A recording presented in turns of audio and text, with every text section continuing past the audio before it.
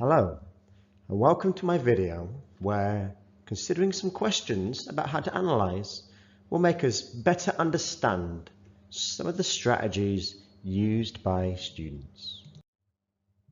So here are a series of questions collated by students. I'm making this video in 2017, and these questions were given to me about 5 or 6 years ago, and they refer to the writing of analytical paragraphs of literature. So I'll go through these questions each in turn and offer some guidance as to how I would look to understand them. So the first question is why are statements so short? And that refers to the point of the P paragraph, or the S of the SWETI, if you're using that acronym in 2017. And statements are short. Well, statements need to be clear. They're making an assertive point, a proposal, in relation to linking the question and your answer. Why are explained sentences longer than statements?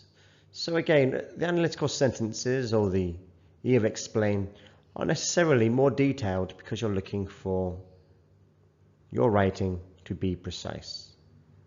How should I use connectives or signposts? So for example, how should you use words like furthermore or moreover or however? And broadly speaking, when you've begun your analysis in earnest and you wish to make an extra point based on what you said, you can use a signpost connective like furthermore or moreover. And of course, if you wish to contrast the point you just made, you can use however. Do you have to use a statement and explain in every single paragraph? That's a very interesting question. Well, if the purpose of the statement is to connect an argument, and the purpose of anything that might explain or analyze is to connect the evidence and the ideas you have with the question you've been asked, then yes, you do. How often should I use a pattern of sentences? So I would probably relate this to some of the possible patterns of analysis that you can see in another video that I recently created. And again, the most important thing I think is that you're making reference to clear ideas of analysis. And the pattern in which you do this should be varied, but that is not as important, not as much a priority as actually having clear ideas to analyze. How many writing techniques should I put into a paragraph?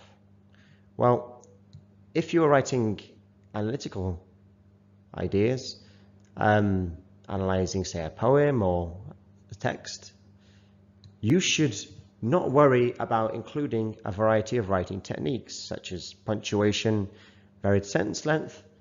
It can be useful, but it really is not important for analytical writing and should not be part of, I think, your conscious thought process.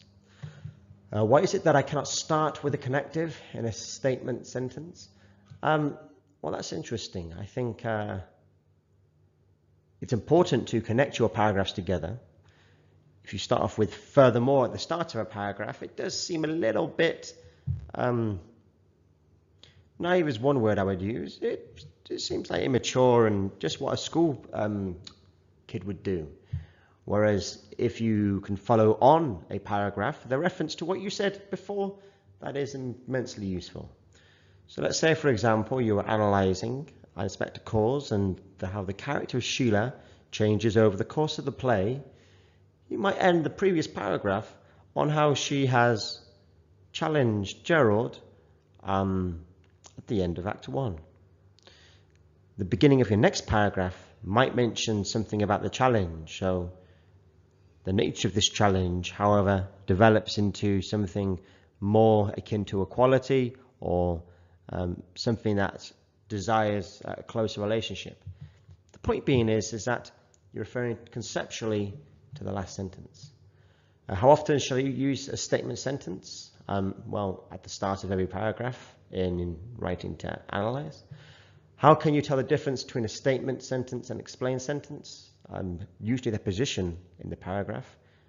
Very rare that can change. Probably not at key stage 3 and key stage 4. How can you, okay, difference, we've done that one. How can I not start with a connective for the statement?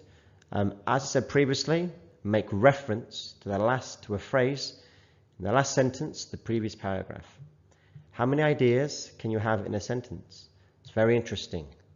One core idea, I think, that might be refined and nuanced by more details, but you should have the clarity of one idea, I think, per sentence. How many ideas is maximum in a sentence? Well, maybe 2 or 3 points of detail. Can a statement be longer than one sentence? Absolutely. I think sometimes a statement could relate to a point of profundity, a point of wisdom, and then it requires another sentence to really contextualize that point you have made to the question precisely. Okay, I hope this has been useful. Thank you very much.